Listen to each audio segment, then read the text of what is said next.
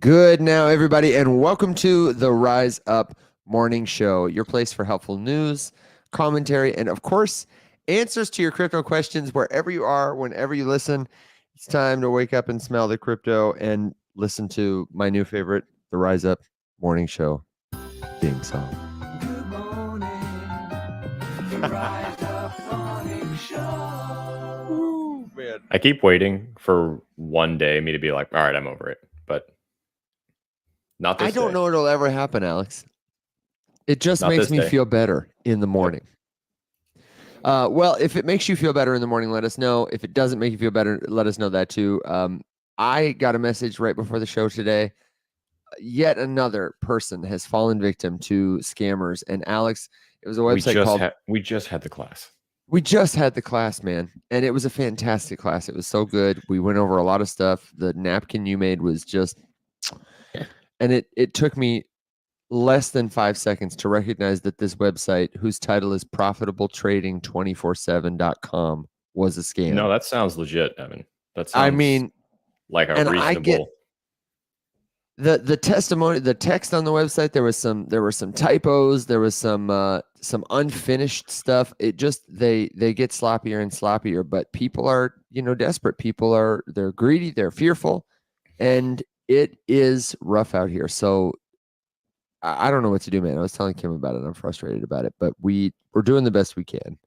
Yeah. And we had a great class, thanks to in big part to that awesome resource you created, man. It was killer.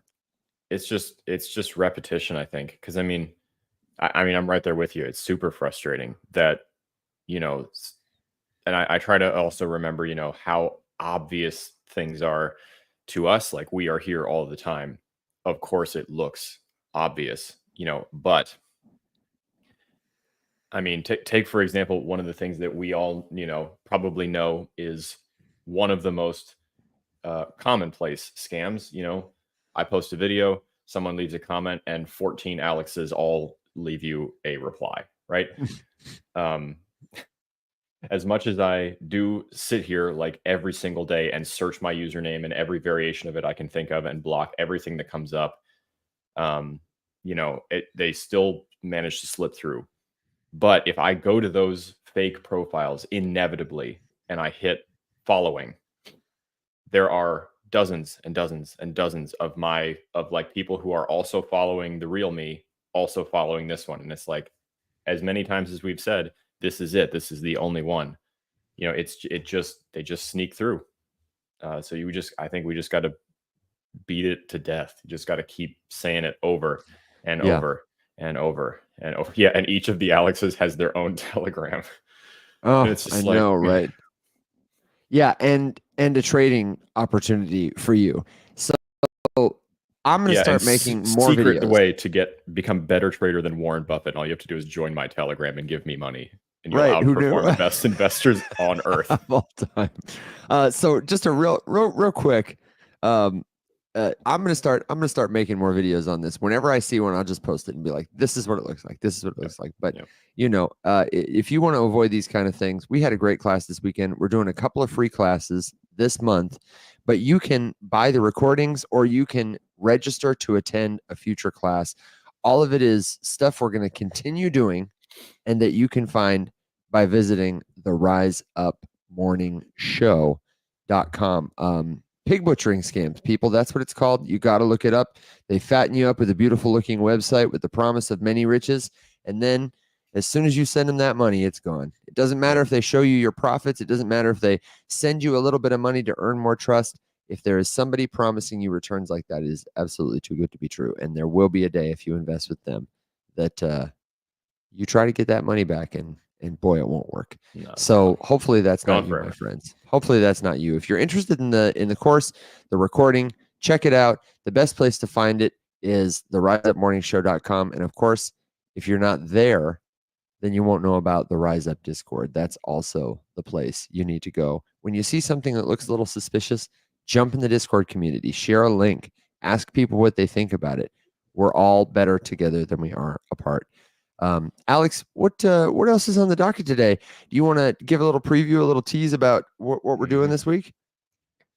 Yep. So Do we have a special occasion this week, Evan? Do we have something important coming up? Because I feel like I there think was we have something something important, and I just can't seem to remember, so I might have to give myself a prompt. Alex, what did they win?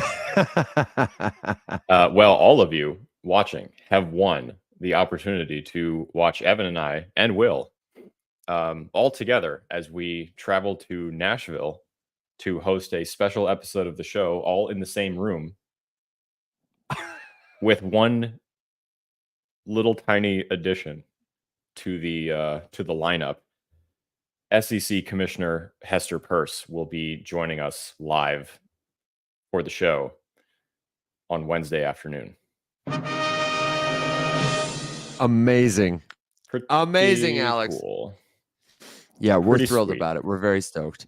We're gonna skip the morning live on Wednesday, and we're Mhm. going live at 12:45 p.m. Central Standard Time from Nashville. I just picked up some extra microphones to get us all set, crispy in the room. We've got about Hell yeah. 45 minutes with Commissioner Peirce.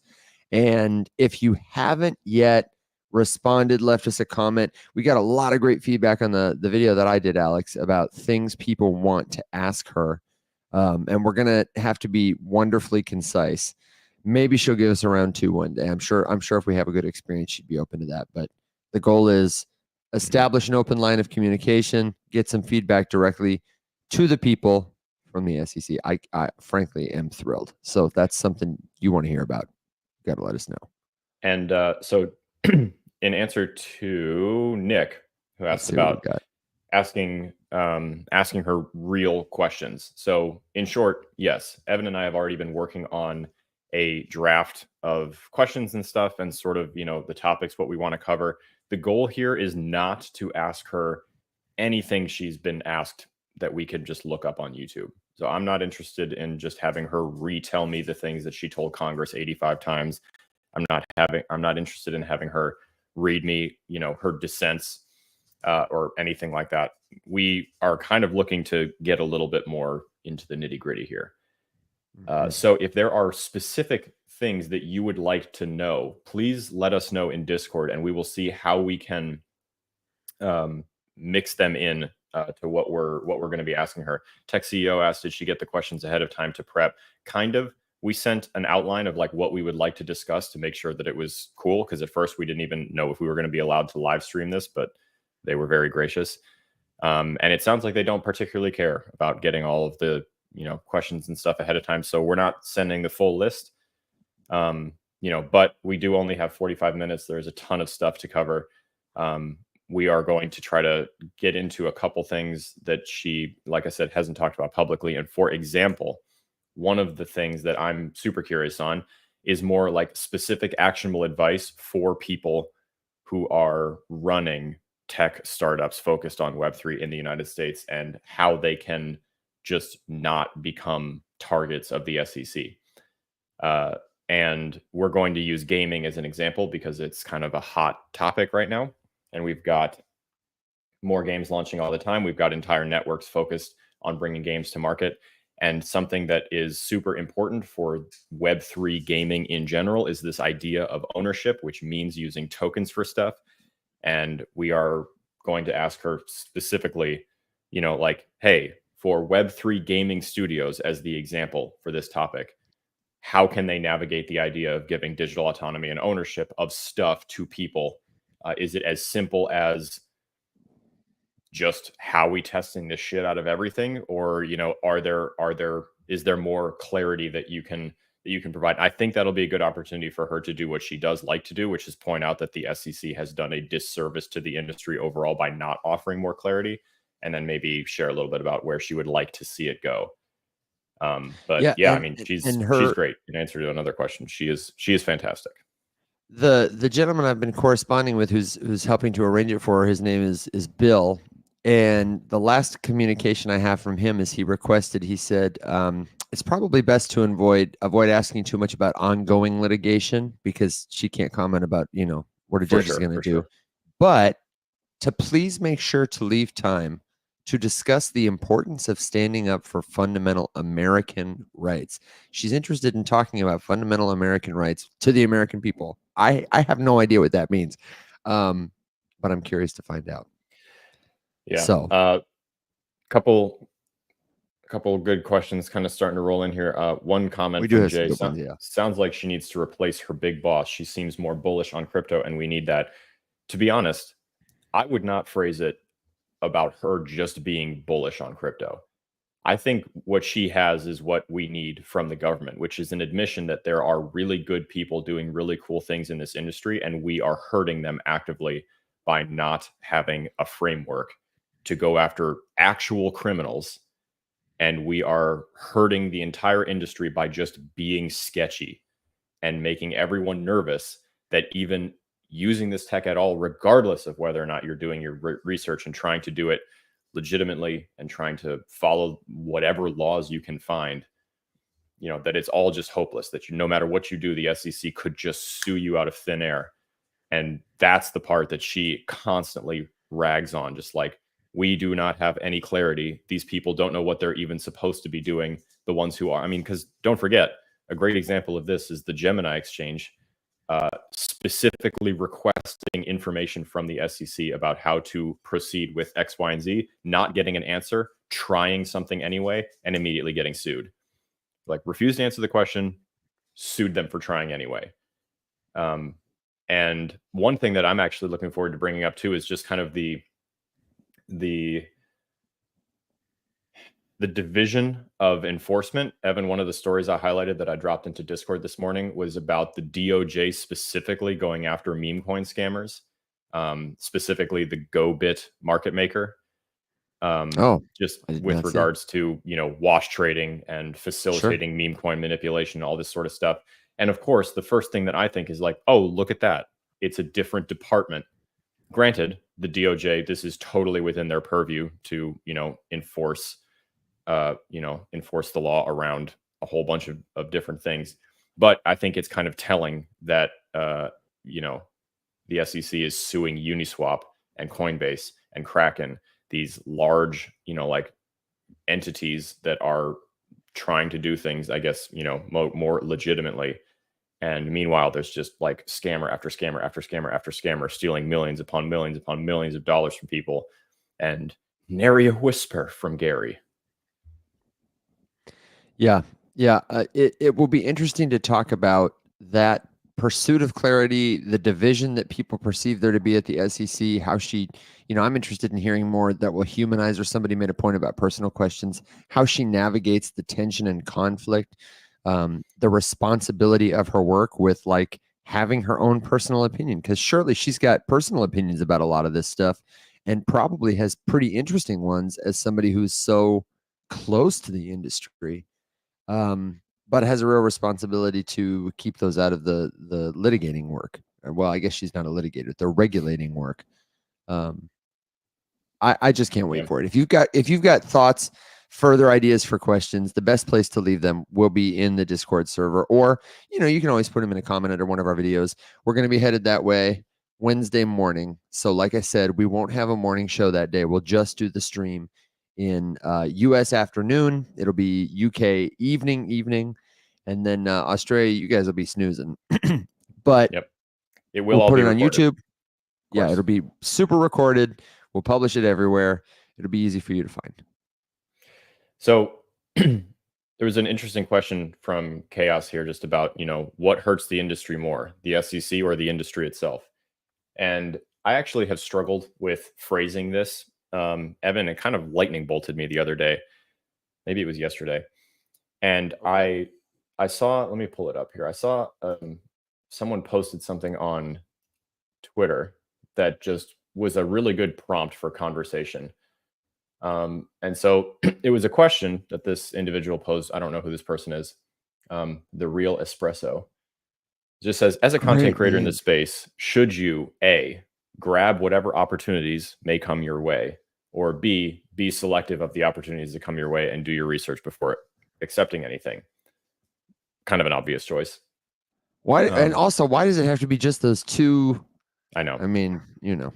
But it it was Twitter, an man. interesting prompt for me because it sort of just like made something click, about like who is actually doing the most damage to Web3 as an industry. Because I, along with kind of what I think Chaos might have been alluding to, I have kind of claimed for a while that, yeah, the SEC is like not doing us any favors right now, but we do a lot more damage to ourselves than external forces do, just because of what we give attention to.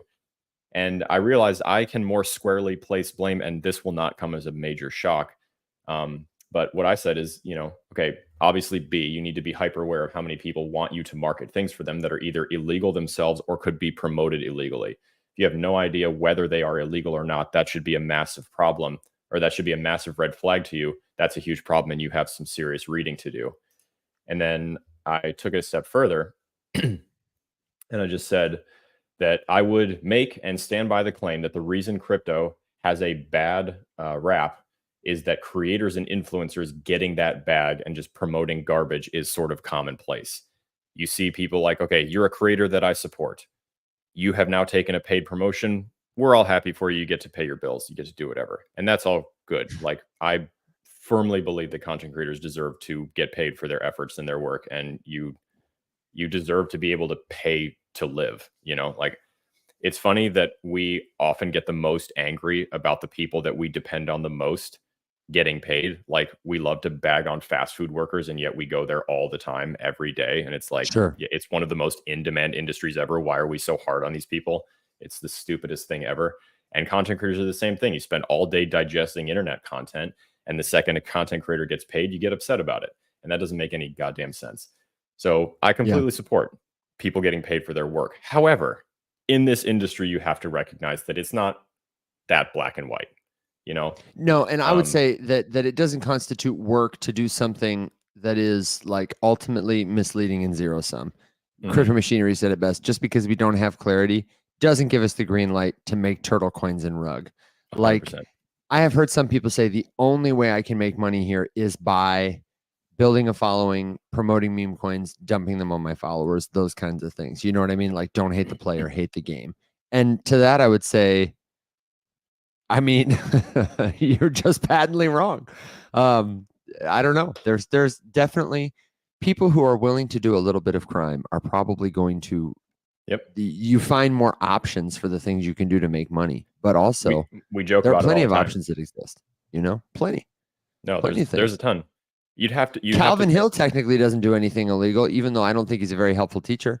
Bro's got an ebook empire. Write an ebook. Publish it. Yep. Power publish. It's truly that simple. Like, when you really strip it all down, what is the thing that is hurting the industry more than anything? It's literally content creators needing to earn a living and not having the self-discipline to say no to stuff. If all of them stopped, for example, I won't name names, but a meme coin contacted me the other week or two ago asking for partnerships. I entertained the conversation because I know exactly how it's going to go, but I love an opportunity to pitch the proper way to do it. And so, we sent a whole thing. Actually, here, you know what? I'll just read you exactly what I told them. Okay. Whip out the receipts, why don't you? I will. Tech CEO says, name names. I don't think that's so bad if you name a name. No, it's I mean, honestly, part of the reason I wasn't going to name the name is because I genuinely don't remember who it is. It's just some piece of crap. There we go. Okay. So, they've been kind of badgering me for a while, just like, when are you ready to make a deal? Are you ready to make a deal? And I'm like, hey, okay. Just to move this along, please feel free to let me know what you guys had in mind, and I'll share how we operate and what that looks like and what the things are that we can and cannot do. No hard feelings if this isn't what you guys are looking for. We just might not be the best partners for you. So I was like, through the context of our platform and our live show, our personal channels as a team, we can't promote individual cryptocurrencies. It's not something that we can do legally or meaningfully in any way that would benefit you or us. My audience will hate it. They won't respond well to it. And to be honest, I hate doing it as well. And even if the money was great, I would refuse. If you paid me or our team for promotion, it would not be a good use of our time or your project's funds. If you're interested in messaging or marketing specifics that you guys can run on your own through other creators that are more focused on the meme space, we are absolutely available for marketing, messaging, business development, consultation. But of course, I get if that's not what you're looking for. And immediately they were like, don't worry about that. Let's just make a deal. And I'm like, you guys can't read. You Name your price. You straight up can't read. And they keep, repeatedly shilling me on their token. And I'm like, yep. So like I said, everything I texted you stands. You haven't addressed any of it. And then no reply. 5 minutes later, they're like, do you know any other KOLs? And I'm just like, okay, we're done. Goodbye. So farewell. How much did they offer? Did they make an offer, or was it just a name your price tool? I did not even let them get to the point where they were going to make an offer, because I don't give a shit. They're not going to offer me any more than I've ever been offered before. I have been offered $300,000 to make my own meme coin before. And so if I was able to say no to that while I was unemployed, you're not going to offer me anything to shill your garbage and trash my reputation, piss off my entire audience, and go from there. However, there are plenty of people who would just take the deal and promote it. That's what's hurting the industry more than anything, is illegal promotion of garbage just for the sake of getting a quick payday. And I would make the claim confidently that if we all just agreed to stop promoting that bullshit, it would go away, because the only reason it exists is because people market it. And if no one marketed it and it existed the same way that garbage gambling plays should exist, which is in the fringes for the people who go seek them out to play those casino games. Or not even in the fringes, but just in places where it is clearly labeled. Yep. Then that's it. Look at Off the Grid. People are literally pissed that Tim the Tatman and Ninja and these big streamers got paid to market Off the Grid. Yeah, why are they mad about that? That's a great question. Who knows? Can someone, if you're mad and you have like a legitimate reason to be mad, I would be curious to hear it, because I cannot figure it out. They are publicly disclosed. The team disclosed that they were paid, and each of the streamers disclosed that they were paid. They have said that through this, they have discovered that they actually really genuinely enjoyed this game. They got paid for a campaign. This game took 5 years to build. And guess what? Guess how many people are talking about the freaking token? Yeah, everybody. The token? The token. No one. No It's one. never come up. Yeah. It's never come up. And in fact, It's the only coming up thing a that little has more come now, up, but not in the influencer sphere, really. Exactly. That's my point. It's coming up from people who are trying to look and buy the token, and from a few like Twitter heads. But like in general, the streamers aren't talking about the token. The company's not talking about the token. The game's not talking about the token. They're talking about being hardcore focused on making sure gameplay is good and smooth, and that it's improving, and all this stuff, like exactly what it should be. It's one of the best like widespread corporate marketing pushes I've ever seen for something in Web3. And we're pissy about it because we like went out of house to promote it. And it's like, first of all, that's insane. I thought you guys wanted mass adoption. And you thought we could do that by continuing to scream at each other in our echo chamber while running in a circle. Give me a break.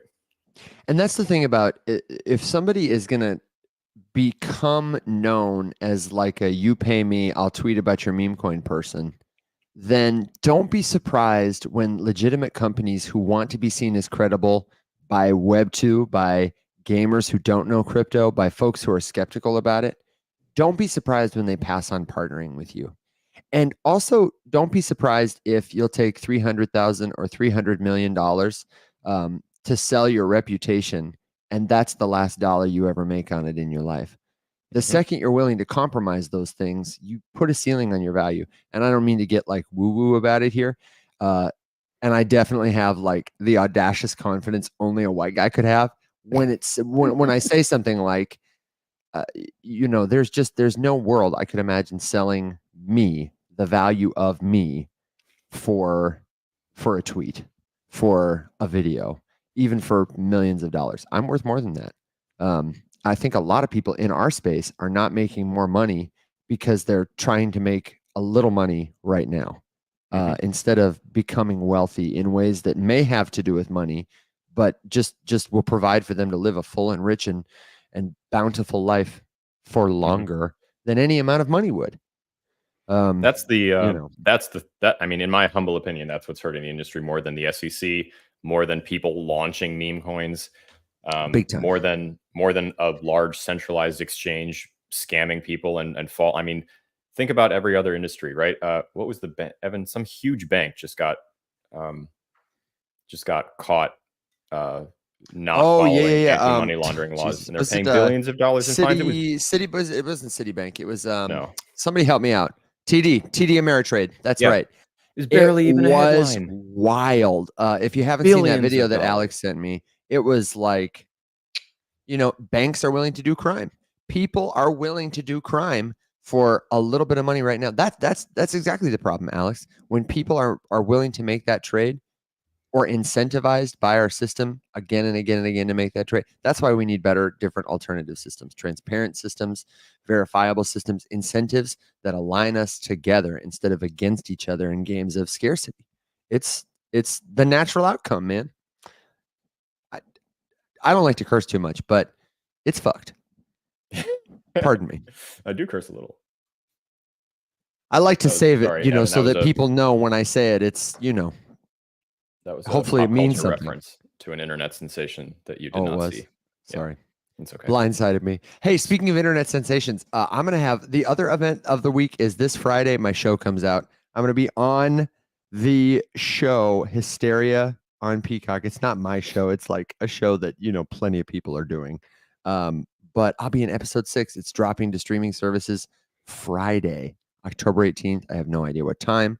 I think I'm going to have some kind of watch party for it. No, Since we're not doing a stream on Friday. I Mhm. also have to do my taxes this week. I don't know. You do about need to do your taxes. Have you done your taxes yet? I mean, yes, they're done. Oh my God. I gotta hype myself up for taxes. And You gotta get it together. The most anticipated match in the history of professional. me and taxes, that's how it is. I am also probably gonna live stream some of that so that people can see how to use Coinly. So, our lives are going to be in flux this week in terms of when we're on, where we're on. But if you're in the Discord or you catch up with us later, you'll be able to find all those things. So, it's a big week. It's a big week. Yeah, it is super busy. I've got a lot going on. Let's see. Well, the 15th is Christina's birthday, and Oh my gosh, how did I forget that? we've got Hester. So I'm just doing a casual 16-hour drive to get there for that. Good question above. I've got it here for you, Alex. Take your Thank time you. and then I'll feed it to you Okay. when it makes sense. I've got a bunch of non-show work to do. Rescue's back to normal. We've got everything cleaned finally. So post hurricane damage is all recovered from, all that good stuff. Yeah, it's a beefy week. It is a beefy week, man. Okay, I'm gonna throw this question at you because this is it is a good question. No by another name asks, Alex, how would you say the military, in parentheses here it says good jadedness, affected your ability to not go for garbage in crypto? That's an interesting question. If at all.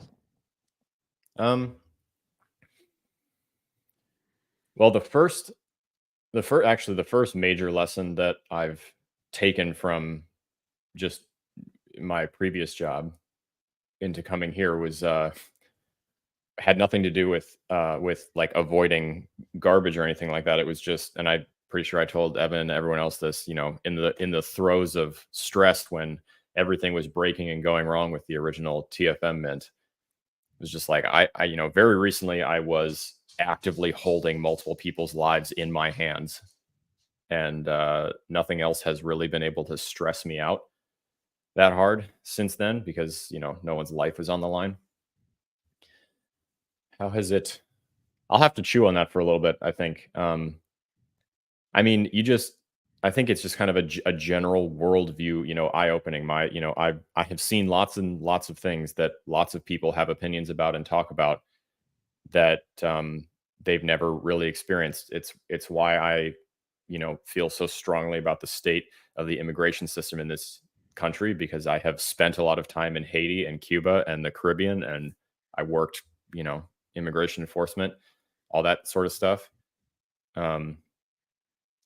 I think it's just sort of like a general worldview philosophy, and just like recognize that, in order for things to work out, you got to represent them fairly and evenly, which is, I guess, why I don't ultimately have any issue with meme coins existing, as long as someone's not, trying to piss down my leg and tell me it's rain. But I don't know. That's a very interesting question. I have never really thought about it that way. And, to pull on that thread, Chaos says down here that maybe the problem is not the people who are promoting meme coins. Maybe the problem, I'm paraphrasing here because I've lost the comment, is the laws that make it so easy for companies like Pump.Fun to welcome us in to make them. And I actually disagree with that. I don't necessarily think it's black or white. I think tokens should be as free as speech. The same way that we would never legislate someone's ability to write or speak just from the get-go, I don't think we should legislate people's ability to make tokens. But I think, like speech, tokens should have consequences, free with consequences, and they should be categorized and labeled. And part of it should be a social contract. If I shout fire in a crowded theater, that's illegal. But also, like, the people around me are going to be really pissed off if I'm just, jerking around with them. They're, some old lady's probably going to reach back and slap me. You know what I mean? The way that we can do that in crypto, I think, is by having a better, helpful relationship with our regulators, not as adversaries, but as partners, and by acting a little more accountable with each other, so that when those people with power come to be regulators, they don't, put us all in a pen somewhere and make us sit it out. They take us seriously. And then we increase literacy among everyday people, because the literacy among everyday people is so bad right now. All people know about when they hear about crypto is speculation. That's it. We've got to tell them what blockchain is, why it might actually matter to them, and how to stay safe as they start learning about it. Yeah.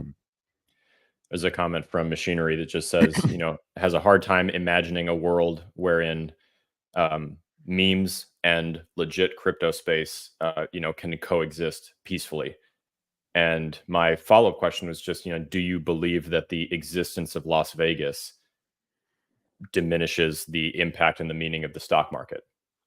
Because on a bigger scale, that's essentially what we're asking here. Or like that memes as like a, funny pictures with dogs on them make, I don't know, Facebook or Twitter or any of your places that you live on the internet worse. I don't think so. I think it's a spectrum. Yeah. I mean, yeah, exactly. Think about like, just even the context of this platform, this show, and what we're doing here. But hey, we're on the same internet that currently hosts 4chan and currently hosts the NAMBLA website. And those two things have nothing to do with each other than the infrastructure upon which they're technically built and exist. And the difference is that we cannot, or we have not, effectively drawn a proper divide between the gambling space and the rest of the space. And to follow up with one last point from Machinery, the idea is not to say that as long as they say that they're a scammer, we should let scammers exist. I just would make the claim that not all meme coins are run by scammers, and we absolutely do not differentiate. And right now, there is just really no like recognizable framework that a meme coin can run on that would protect the people who use it from the dangers of meme coin scams. It's very easy to manipulate price. It's very easy to write bad code. People do not know how to review the code properly. The audit sites are behind. All of these, other things can be true. And so, if you take like does anyone believe that Doug, for example, with the 99 cent thing is a scammer? No. Does that mean that that token's going to succeed and do well or not go to zero? No. But it doesn't have to be malicious or nefarious. It could just be natural. And so those things I think should be allowed to exist as long as we are like all understanding that I'm not making an investment that I'm going to put in my 401k here. I'm buying a lottery ticket and it's probably going to return me nothing. But Yeah. at the end of the day, I'm playing a game. And if I'm okay with that, we've been okay with it at Vegas and Atlantic City and the lottery for decades, What do you think about this, Alex? Chaos asked a follow-up question. Should making a Coca-Cola commercial be a reason enough to hold the actors responsible for their promotion? And some folks have said back and forth in the comments, yes or no. I feel like that's a bad comparison. Do you feel like that's a valid comparison? I don't feel like Coca-Cola and Harry Potter, Sonic, Obama, Inu are in the same ballpark, because this one doesn't have anywhere near the same level of rules and regulations that Coca-Cola has that it must adhere to before it hires those actors, based on what it can pay them, based on what they can say in their commercial, based on where they can distribute it, based on what they can put, what ingredients they can put in their soda. And I'm not here to say that I think Coca-Cola is a helpful product, because I don't, but it's a lot more regulated than Harry Potter, Sonic, Obama, whatever. I don't think it's necessarily like a bad comparison. I think it's just maybe not. It could be better, maybe. Yeah. Because actors don't get compensated based on the underlying product. That's a really good point. If Coca-Cola sells $1 bajillion trillion, and some people would be like, "Hey, man, I'll give you 5%. Here's the supply." Yeah. Exactly. Yeah. Yeah. No. I mean, it's another not disputable statement to say that if you scroll around the rest of even just social media, like forget major actor participating in a Coca-Cola Super Bowl commercial or something, but just think about like influencer promoting a makeup line. I've never seen those people not follow FTC guidelines when making their ads, and if they don't, they get in trouble for it. Oh, they get in huge trouble, because big time trouble. It's a big deal. I mean, these are like clearly published regulations that people in crypto just don't follow because they think that right now they can skate under the radar. But like, we've even debated a little bit about this between Evan and I. Like, if you are doing an ad, it says #ad or it says ad in text in your video. It's written in the caption.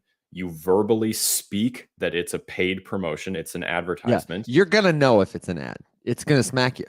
I mean, think about, what's her, Bryn. She's, she posts on TikTok. She does a lot of makeup. She has promoted lots of makeup products over the years. And every time I see her video, it's her face. The little paid promotion feature is tagged in the TikTok. It says it in the caption.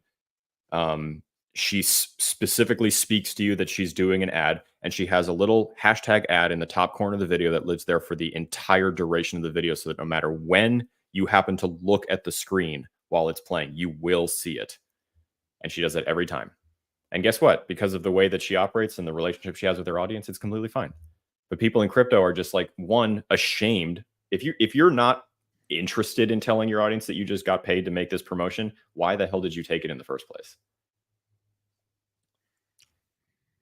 Shame, man. It's a tough cycle. It's not that fucking hard.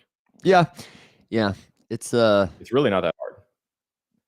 And there's a lot of stuff I could say about that. I could tell you some shameful jobs I've done, but mostly have owned. It would derail our show. But absolutely immeasurably, though.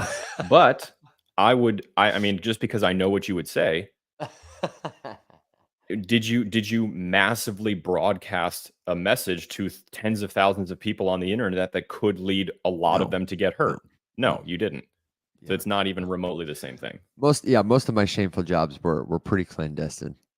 So you'll have to subscribe to the premium channel if you want the clandestine job titles. Alex, you got to be a premium subscriber for that. You got to be a premium subscriber for that. To get Evan's feet pics, you got to be on the Patreon.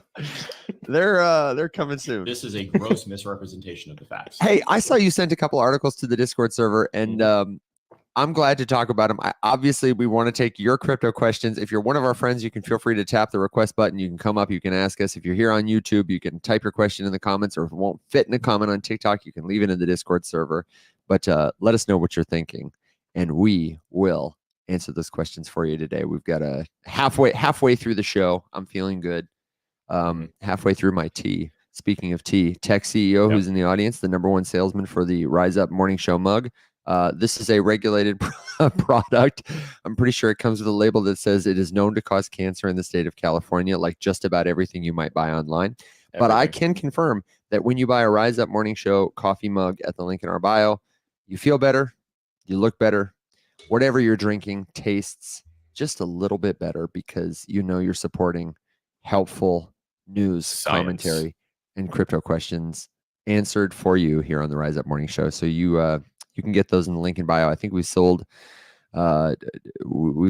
almost 35 maybe, and I'm going to cap these at 100, and then we'll do another piece of art and we'll keep it collectible, and we'll send everybody an NFT, so that you can prove, even when your mug is gone, that you were there at the Rise Up Morning Show in the Mug Club. Let's see if we got any questions coming in. And as your questions come in, Alex, do you want to throw up one of those articles? Nick has a really good question that I don't think we should dwell on, but that I want to articulate just so everyone has to live with it forever, like I do. Yep. Does anyone ever think about if spiders are actually using the bathroom when they're shooting their webs? Does anyone think about if spiders are actually using the bathroom when they're shooting their webs? Nick, I have no idea. I need an ooh sound on my board for deep questions. Damn it, Nick. Too deep, man. Can't take you anywhere. This is why we can't have nice things. No. Oh, and real quick, while you pull that article up, one last little commercial bit. Ledger is currently having a sale. They're having it. There are two different notes.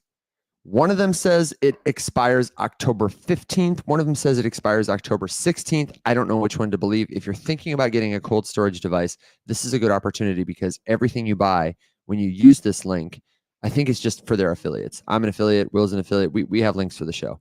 And you get $20 of Bitcoin back if you buy a Nano, $30 if you buy the Ledger X, and $50 in Bitcoin if you buy their new Stacks device. So if you're thinking about getting a cold storage device, or you just want, to stack some Bitcoin while you get a spare one or whatever, this is the time to do it. You can find the link in our Discord server, or get a link from an affiliate you know and love, and support them.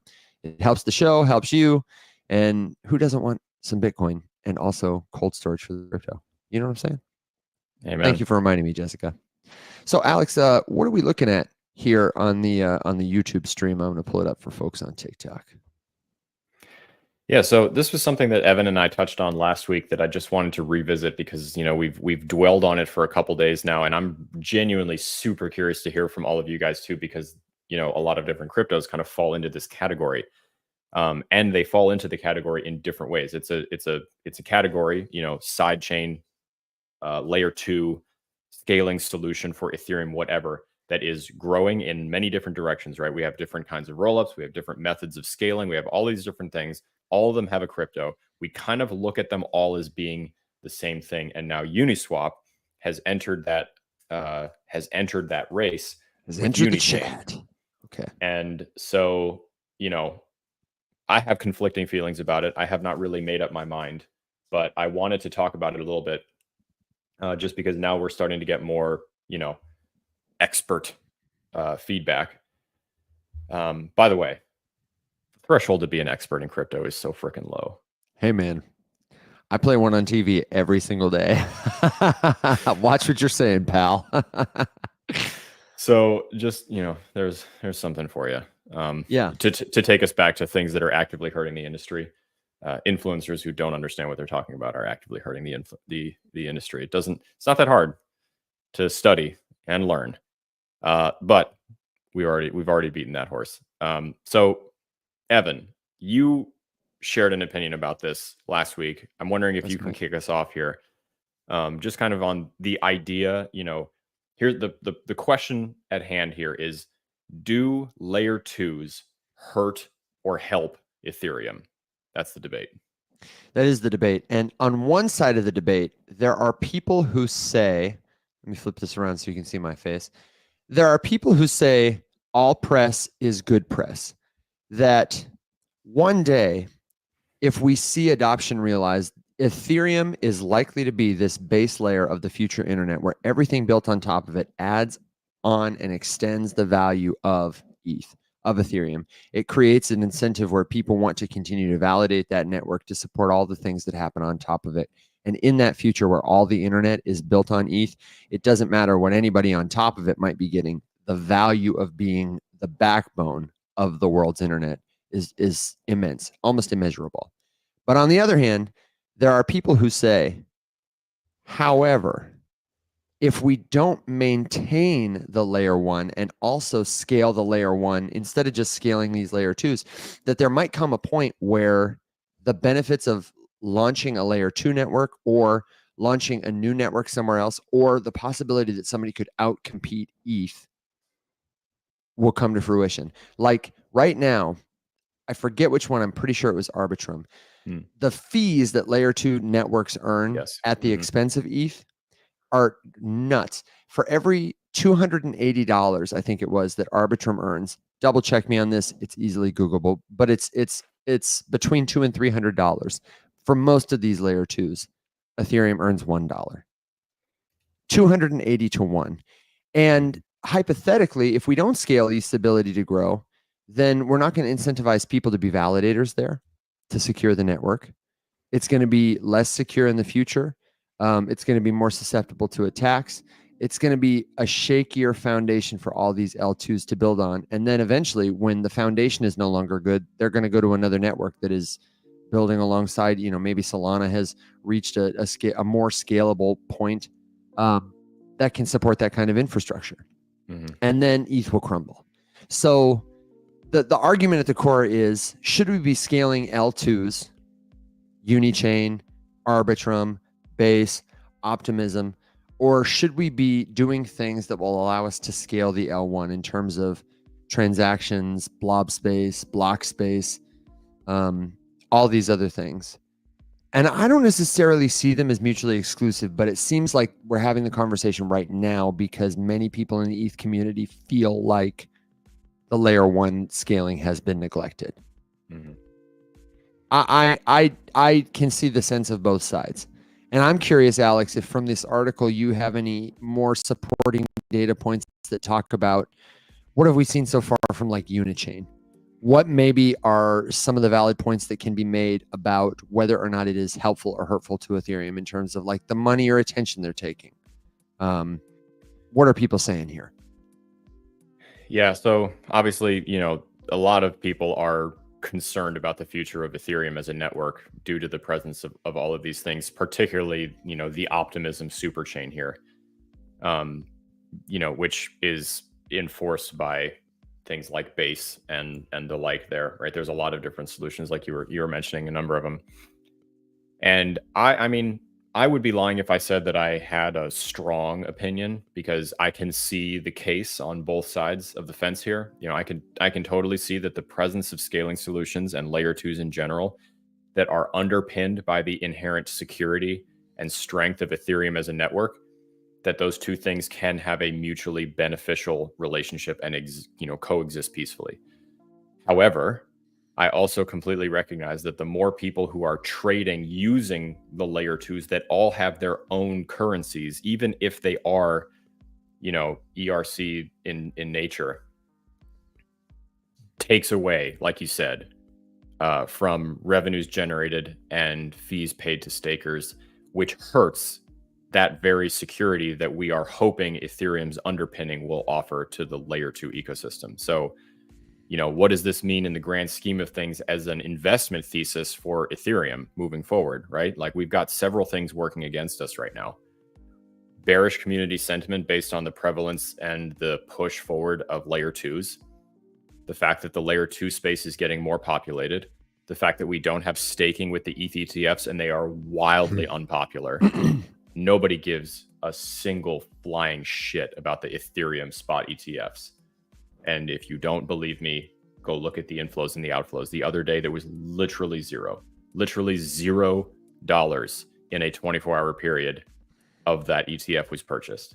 No one. But seriously though, like I think they're right about that. Like it's just a bad deal. Why on earth would you make a long-term investment in Ethereum and not stake it? You're hurting the network by doing that. It makes no sense. For the record, this is something we are going to bring up with Commissioner Peirce this week. Is the theory of staking being allowed for the custodians of the Ethereum spot ETFs. If they turn staking on, I think those things would explode.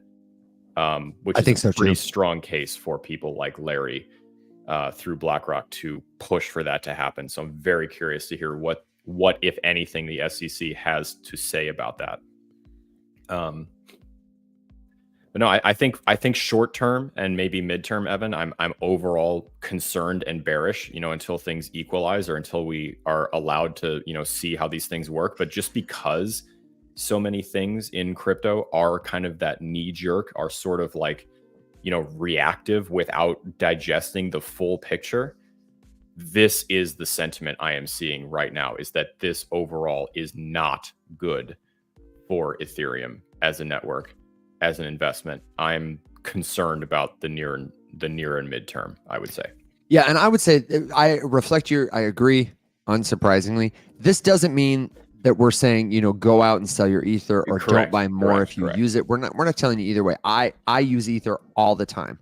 My long-term confidence in the strength of that network is not shaken. And there are some of the brightest, most committed people working on Ethereum. It's open source, baby. This is like going to be a blip, I think, that will help them correct. I think it's going to help people become more appropriately concerned about how we scale this. And that's a really important conversation to have. I don't think ETH is going to crumble. I think Sense is going to win out. I think we'll have better safeguards against extractive L2 models. I think we're going to do more to secure and incentivize the securing of the network, the stabilization of the layer one, the stealing of the layer one.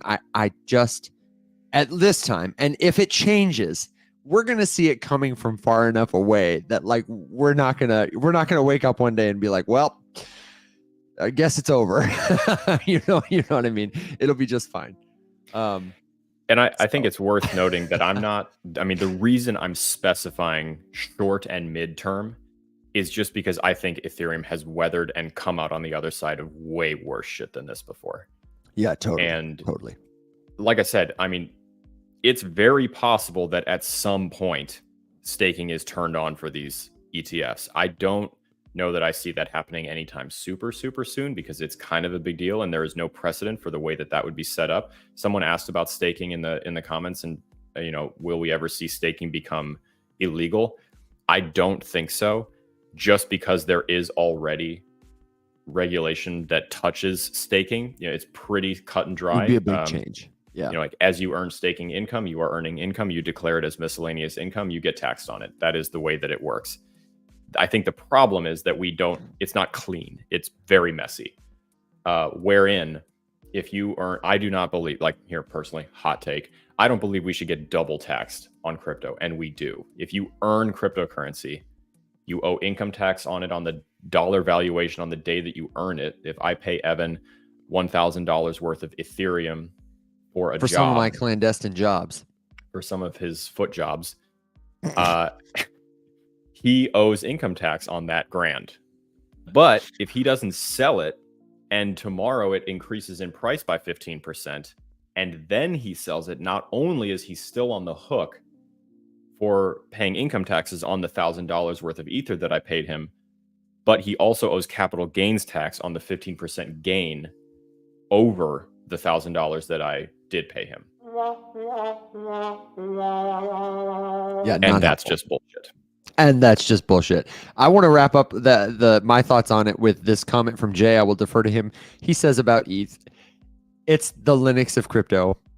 BTC is Microsoft, and XRP is the Apple cult, which I appreciate. I appreciate the humor. I appreciate the good joke.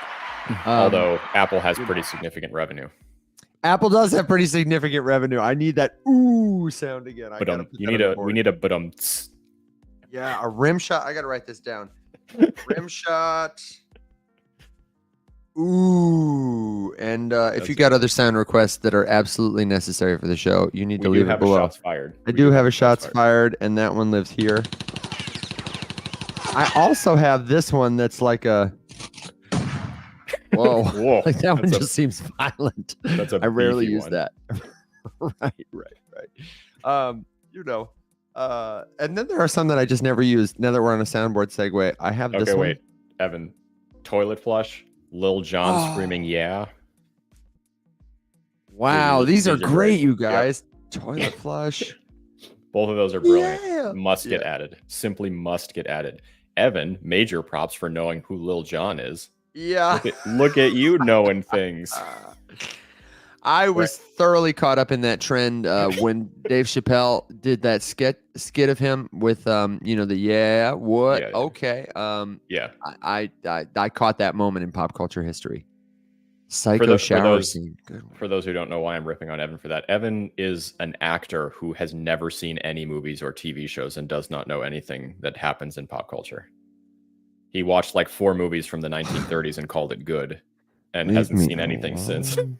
Listen, I did get into a really good conversation that I won't unpack for you here. That is, in the premium behind the scenes about the day that I came home from school and the 2 cassette VHS set of Titanic was on the counter and my mom wasn't home. Mhm. I was like 7 or 8, man, but I became a man that day. By some people's definition. I think we shared our Titanic stories because I got movie hopped into it by a friend's mom right at the scene at the age of 7 or 8. Whenever it was in theaters, I forget how old I was. It was probably 2nd grade or something like that. But anyway. Yeah, man, I missed a lot of stuff. I don't know much about The Simpsons. I was not a watcher of Friends until recently. You don't know much about The Simpsons, despite the fact that we are personal friends with the lead animator who drew and illustrated and animated most of the Simpsons shows until they switched to digital animation. But every time it was like pen and paper and pencil drawing animation, our good friend Alex Ruiz was the one drawing the pictures. Yeah, and so if you want to support the show, send me your pop culture references and I don't know, your soundboard suggestions. Alex, what else are you thinking about today, man? You had another article that you sent us. Was it about TC Ameritrade, or was it? No, it was just sort of, and we don't even need to. We kind of already touched on it. It's basically just the idea that the DOJ is kind of cracking down on meme coin scammers, in a little bit more of a serious and impactful way. And I'm just like, okay, go out, good for them. That's their job. But also, it's telling to me that the SEC isn't. They're focused on suing, gigantic entities with and just getting skewered in court, not getting anywhere, not settling and winning all of these major lawsuits. And the DOJ is like, hey, there's real criminals doing real crime. Let's go get them real quick. It's like, yeah, it would be really cool if the SEC helps you guys with that. Maybe, I don't know, pen some freaking rules that they could tell people about. Who am I? I don't know. Who are you to say? Yeah, Who am I? Oh my gosh, I don't know, man. Tori said Wilhelm scream, and also I want to add, we need to show me the money one, because I feel like I would say that all the time. Probably. I would tap that button all the time. And Evan also doesn't know who Mandy Patinkin is, so of course I know who Mandy Patinkin is. Thank you really very much. Well, I actually do know who Mandy Patinkin is. It doesn't hurt that he's on TikTok. That is true. But as a cultural icon, I know who he is. He's an actor's actor. He's one of those actors that people really admire. I would say you're probably more likely to know the actors who are also like actors, like the ones who also do Broadway or who have, like the big, like Patrick. You probably know who Patrick Stewart is, right? You probably know. Yeah, of course, man. Of course. I love Patrick Stewart. This might sound hilarious to people watching, like, yeah, of course he knows who Patrick. No, it's not a guarantee. It's a very real possibility that I could say Vin Diesel and Evan's like never heard that name in my life. But I have. Yeah. Unfortunately. I don't know. No sweat, Vin. If Vin is a crypto fan, a watcher of our show, I don't know shade, man. I loved him in that movie where he was the nanny. The Manny. You know the one I'm talking about. Yeah, probably not the one I would have gone with as my first first hit of. But it was iconic. It was iconic. Well, yeah, of course, Vin Diesel is iconic. He's definitely iconic. I saw a picture of him side by side with, it might have been Jay-Z, and it might have been that they morphed into each other, and it was genius, but it was weird. Yeah. Okay, save me from myself. Save me from the pacifier. That's what it was. If you've got soundboard suggestions, you can send them to me in the Discord.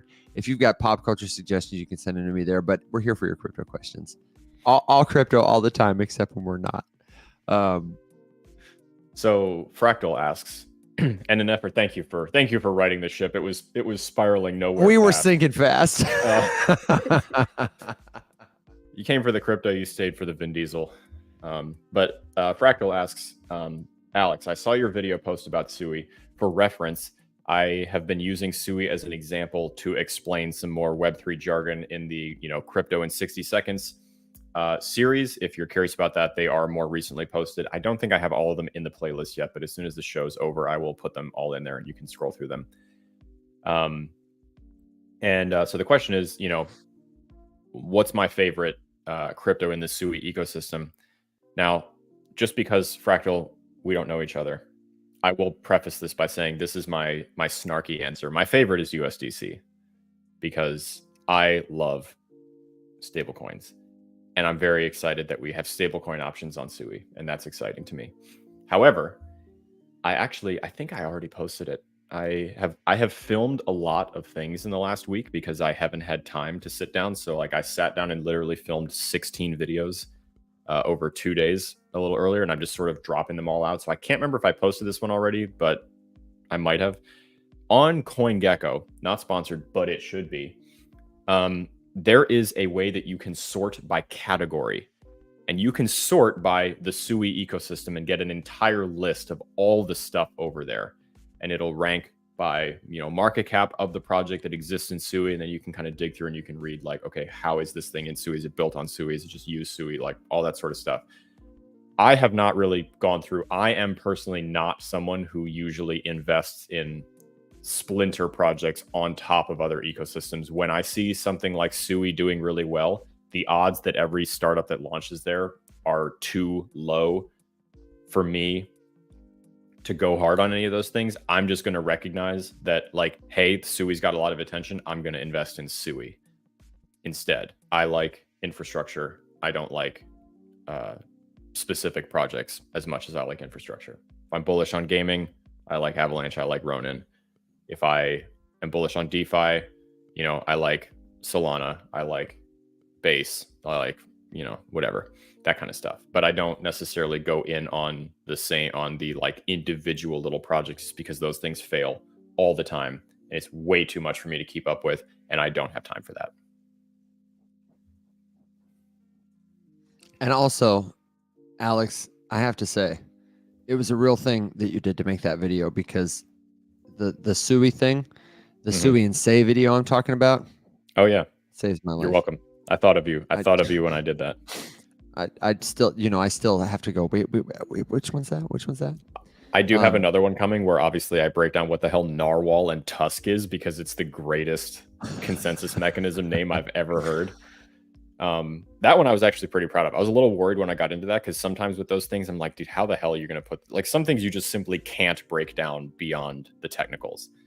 But I think I've got some pretty decent analogies to help kind of put in frame the way Narwhal and Tusk confirm stuff. Tusk, so yes, I'm pretty excited about that. Like that. Somebody Tusk, said yeah. Tusk ?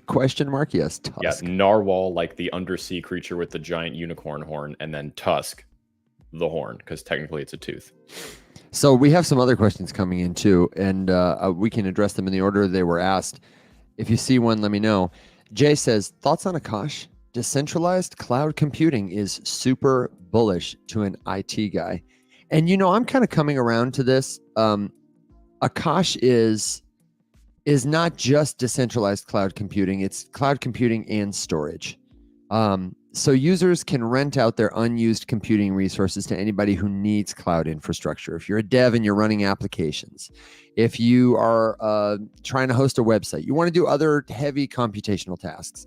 And they are marketing themselves as a competitor for AWS, Google Cloud, Microsoft Azure. They've got decentralized computing. Okay, so you can buy and sell your resources, connect to their network. It's open source, it's permissionless, and it supposedly will be interoperable because it's built on Cosmos, meaning that other blockchains can connect to it, access it, that kind of thing. And supposedly it will be cheaper than centralized cloud storage. We're still waiting on a little bit of like proof in the pudding, because there are a lot of other companies that are trying to do this too. Filecoin is doing something similar. Storage is doing something similar. Arweave is doing something similar. This would be a great way to use CoinGecko's like decentralized computing list to see where they stack up, to find all the links in one place and compare them to each other. And that would also be another good use case for like GPT. Just throw them in and say, hey, can you do a comparative analysis of Arweave, Storage, Akash, Filecoin, and tell me, you know, what the bull case and bear case is for each one, or what you think is most likely to have a good solution. And for me, Alex, I don't know about you, but I'm always looking at these crypto companies compared to like their Web 2 counterparts. Yes. It's like the Always. why do we need a token question, you know? So what did your dad say after kind of looking at them all? He was like, maybe we should just use AWS. Yeah. No, because, you know, at its core, it's more decentralized than most of these things. There's way more security propping up its continued running and existence, and 80%, if not more, of all of the cryptocurrencies that boast decentralized storage solutions are either using AWS in some capacity, or if AWS went down, they would all cease to exist anyway. So what are you really doing?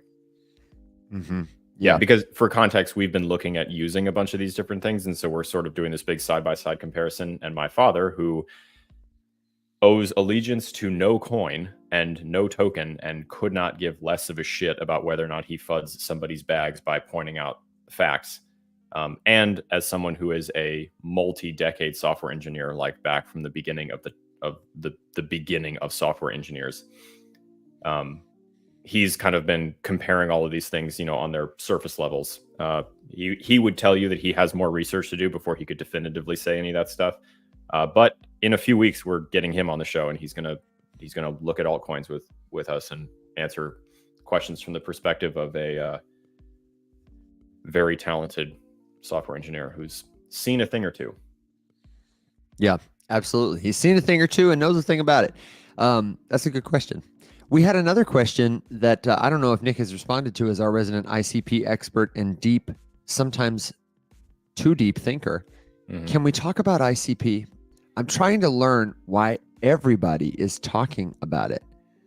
That's a great question. I often ask myself the same one. Depending on where you hang out on the internet, it seems like almost everybody is talking about it. But I would say, who is talking about it, and are they the right kinds of people?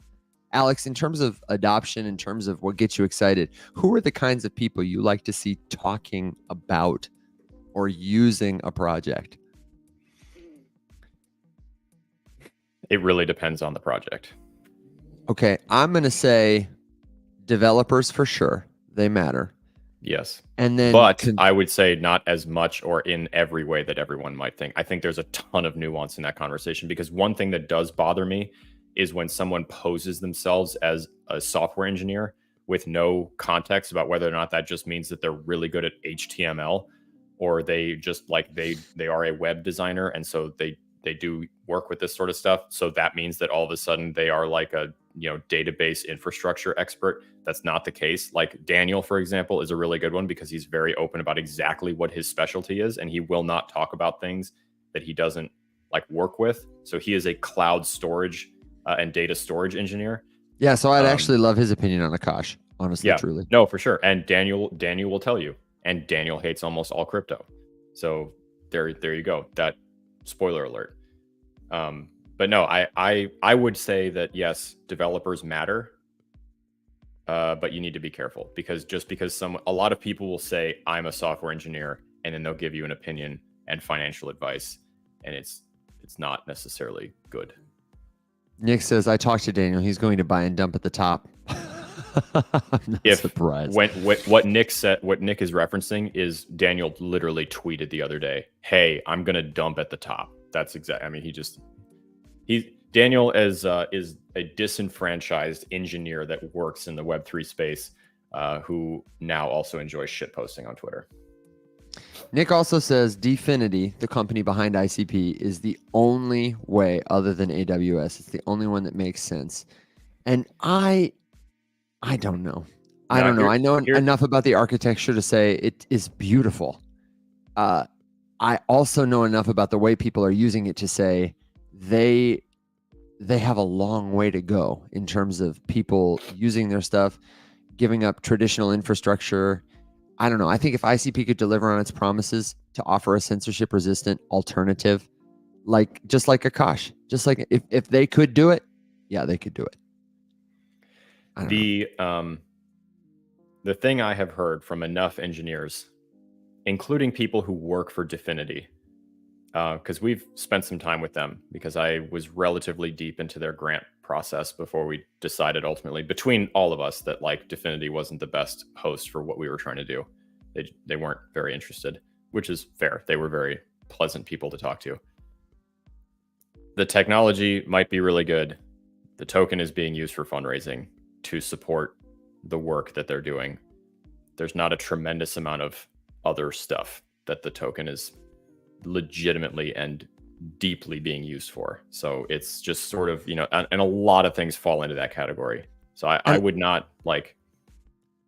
And I've also heard it's a high barrier to entry for those people who want to learn about it. Like it's technically complex, it's intimidating.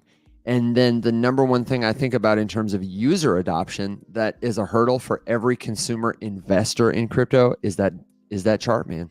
Yep. It's got a cursed chart. It causes problems. And like I said, Daniel and other people I know that have worked for and with Dfinity will tell you that what they're doing is undeniably really, really, really cool. Mm-hmm. The token is not the same thing as the work they're doing. And you have to be able to differentiate those two things in your mind when you're talking about these. And unfortunately, the case stands, like I wish this wasn't the case, but the case stands that the cryptocurrency is not always necessary. It's not always like guaranteed to do well just because the thing that the lab that launched it is also doing is incredible. And I will say this, the fact that they have people like Nick who are so well read into what's happening there and like believe in the vision, if they have people who are building with their stuff, all it's going to take is one killer app to bring some kind of large scale adoption to make the tech matter.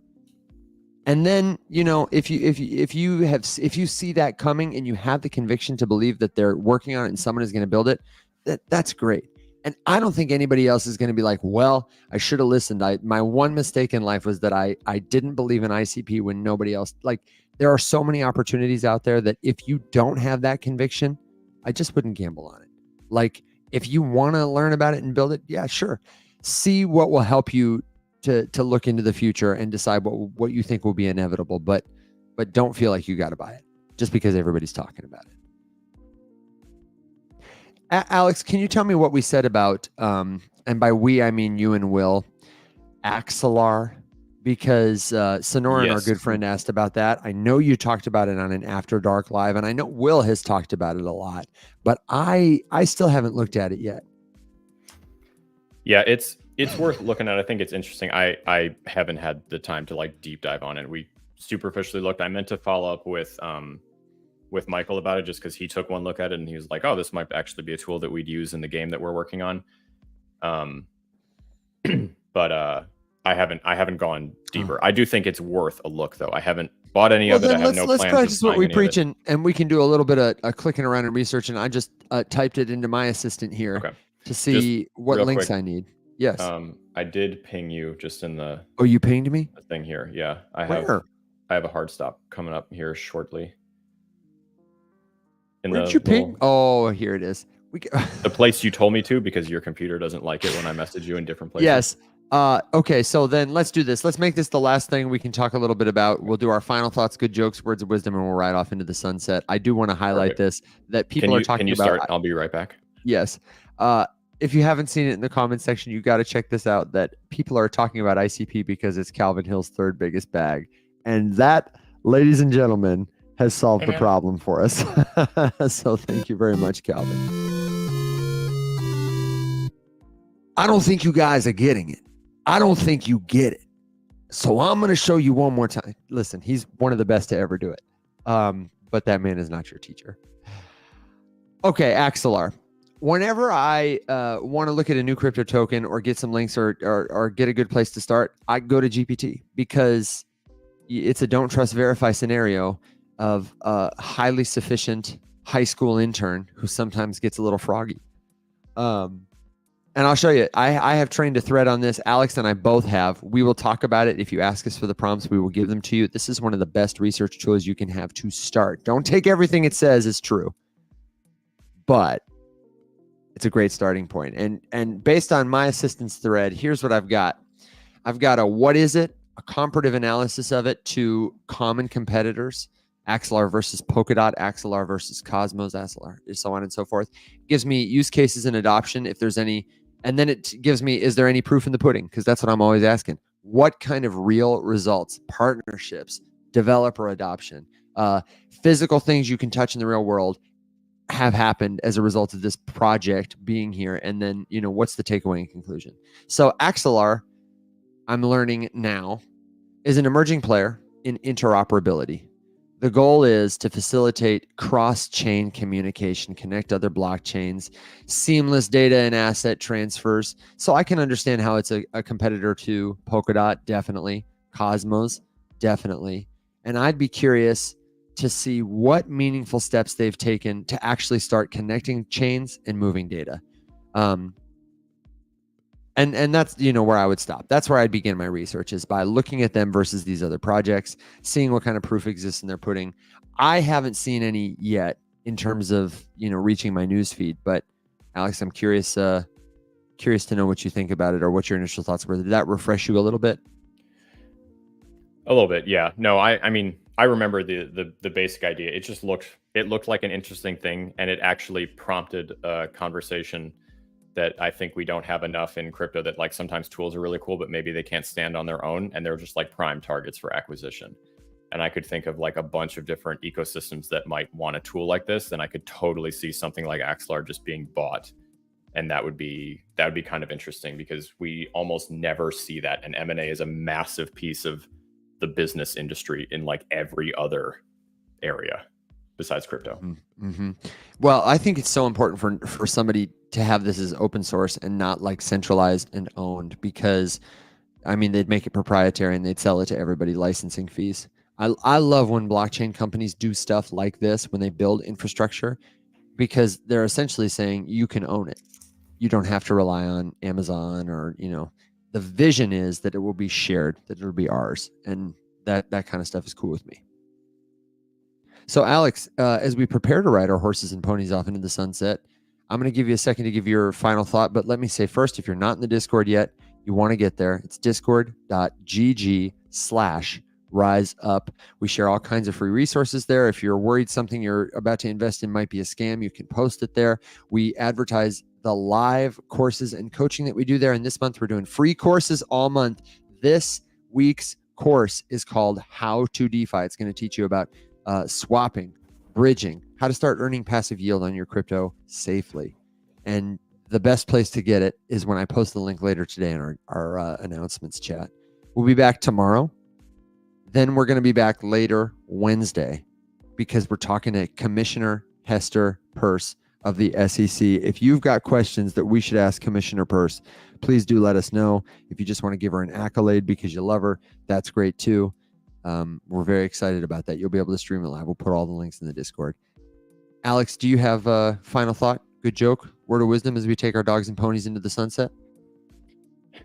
No, man, I'm just excited. It's going to be a good content week, and just kind of stay tuned. Keep an eye on the Discord, because like Evan said, the schedule this week show wise is going to be a little bit hectic as we're all driving around. Will is flying to Tennessee. I'm embarking on a semi-lengthy drive out there. So what did we say, Evan? We will be here tomorrow morning.